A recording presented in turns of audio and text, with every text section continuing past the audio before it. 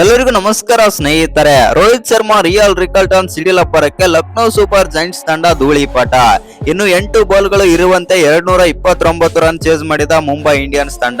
ಹೌದು ಸ್ನೇಹಿತರೆ, ಇನ್ನು ಈ ಪಂದ್ಯದಲ್ಲಿ ಗೆದ್ದ ತಕ್ಷಣ ಮಾತನಾಡಿದಂತ ಮುಂಬೈ ಇಂಡಿಯನ್ಸ್ ನ ನಾಯಕ ಹಾರ್ದಿಕ್ ಪಾಂಡ್ಯ ಅವರು ಬೆಂಕಿ ಆದ್ರೆ ಮಾತಾಡಿದ್ದಾರೆ. ಇನ್ನು ಹಾರ್ದಿಕ್ ಪಾಂಡ್ಯ ಅವರು ಏನೆಲ್ಲ ಮಾತನಾಡಿದ್ದಾರೆ, ಏನೆಲ್ಲ ಹೇಳಿದ್ದಾರೆ ಅಂತ ತಿಳ್ಕೊಂಬರೋಣ ಬನ್ನಿ.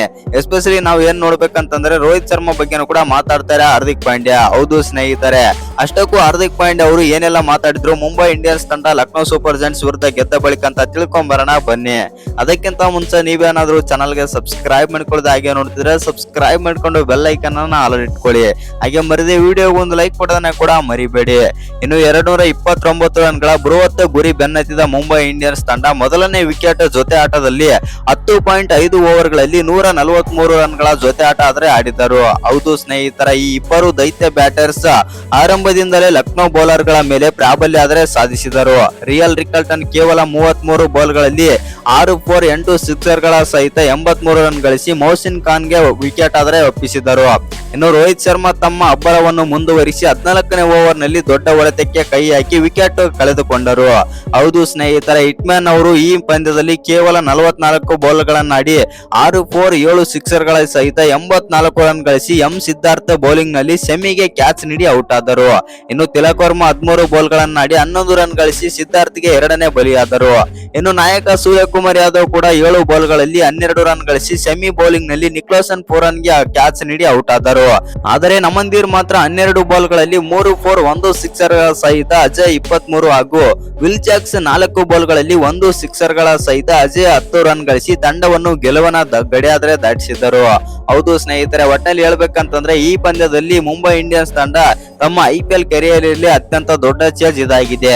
ಇನ್ನು ಈ ಪಂದ್ಯ ಗೆದ್ದ ಬಳಿಕ ಮಾತನಾಡಿದಂತ ಹಾರ್ದಿಕ್ ಪಾಂಡ್ಯ, ಈ ಪಂದ್ಯಕ್ಕಾಗಿ ಹಾರ್ದಿಕ್ ಪಾಂಡ್ಯ ಅವರು ಇರಲಿಲ್ಲ, ಆದ್ರೆ ನಾಯಕ ಸೂರ್ಯಕುಮಾರ್ ಯಾದವ್ ನಾಯಕನ ಪಾತ್ರ ಆದ್ರೆ ನಿಭಾಯಿಸಿದರು.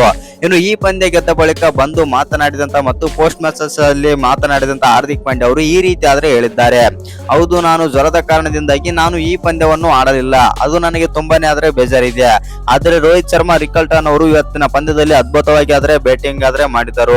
ಎಸ್ಪೆಷಲಿ ಹೇಳ್ಬೇಕಂತಂದ್ರೆ ರೋಹಿತ್ ಶರ್ಮಾ ಅವರು ಒಳ್ಳೊಳ್ಳೆ ಶಾಟ್ ಆದ್ರೆ ಆಡಿದ್ರು ಮತ್ತು ರೋಹಿತ್ ಶರ್ಮಾ ಅವರು ಫಾರ್ಮ್ ಗೆ ಬಂದದ್ದು ನನಗೆ ತುಂಬಾನೇ ಆದ್ರೆ ಖುಷಿ ಆಗಿದೆ.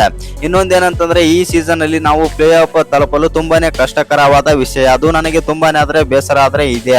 ಮುಂದಿನ ಸೀಸನ್ ಅಲ್ಲಿ ಕಮ್ ಬ್ಯಾಕ್ ಮಾಡಿ ನಾವು ಪ್ಲೇ ಆಫ್ ಹಂತಕ್ಕೆ ಹೋಗಲು ಯತ್ನಿಸುತ್ತೇವೆ ಮತ್ತು ಈ ಸೀಸನ್ ಅಲ್ಲಿ ಸ್ವಲ್ಪ ಆದ್ರೂ ಟ್ರೈ ಆದ್ರೆ ಮಾಡುತ್ತೇವೆ, ಅದು ಕಷ್ಟಕರ ಆದ ವಿಷಯ ಅಂತಂದು ನನಗೆ ಗೊತ್ತೇ ಇದೆ ಅಂತಂದು ಹಾರ್ದಿಕ್ ಪಾಂಡ್ಯ ಅವರಾದ್ರೆ ಸ್ವಲ್ಪ ಬೇಸರ ಹೊರಾಗ್ತಾರೆ ಅಂತಾನೆ ಹೇಳ್ಬೋದು. ಇನ್ನು ಮುಂಬೈ ಇಂಡಿಯನ್ಸ್ ಅಭಿಮಾನಿಗಳ ಬಗ್ಗೆನೂ ಕೂಡ ಮಾತಾಡ್ತಾರೆ.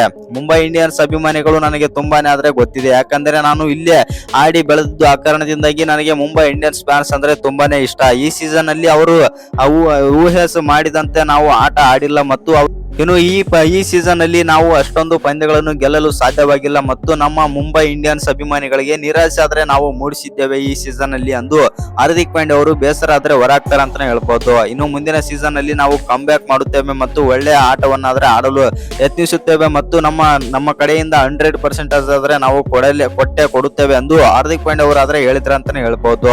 ಇನ್ನು ಈ ಸೀಸನ್ ಬಗ್ಗೆ ಸ್ವಲ್ಪ ಮಾತಾಡಿದ್ರ ಅಂತಾನೆ ಹೇಳ್ಬೋದು. ತುಂಬಾನೇ ಬೇಸರವಾದ ಸಂಗತಿ, ಈ ಸೀಸನ್ ಅಲ್ಲಿ ನಾವು ಟೇಬಲ್ ಅಲ್ಲಿ ಬಾಟಮ್ ಲಾಸ್ಟ್ ಅಲ್ಲಿ ಇದ್ದ ಕಾರಣದಿಂದಾಗಿ ತುಂಬಾನೇ ಆದ್ರೆ ಬೇಸರ ಆಗುತ್ತಿದೆ ಎಂದು ಹಾರ್ದಿಕ್ ಪಾಂಡ್ಯ ಅವರಾದ್ರೆ ಹೇಳಿದರು. ಇನ್ನು ಈ ವಿಡಿಯೋ ಇಷ್ಟ ಆಗಿದ್ರೆ ಒಂದು ಲೈಕ್ ಮಾಡಿ, ಶೇರ್ ಮಾಡಿ, ಹಾಗೆ ಇನ್ನು ಯಾರು ಚಾನಲ್ಗೆ ಸಬ್ಸ್ಕ್ರೈಬ್ ಮಾಡ್ಕೊಂಡಿಲ್ಲ ಸಬ್ಸ್ಕ್ರೈಬ್ ಮಾಡ್ಕೊಂಡು ಬೆಲ್ ಐಕನ್ ಅನ್ನ ಆಲ್ ಇಟ್ಕೊಳ್ಳಿ. ಹಾಗೆ ಮರಿದೆ ವಿಡಿಯೋಗೆ ಒಂದು ಲೈಕ್ ಕೊಡೋದನ್ನ ಕೂಡ ಮರಿಬೇಡಿ.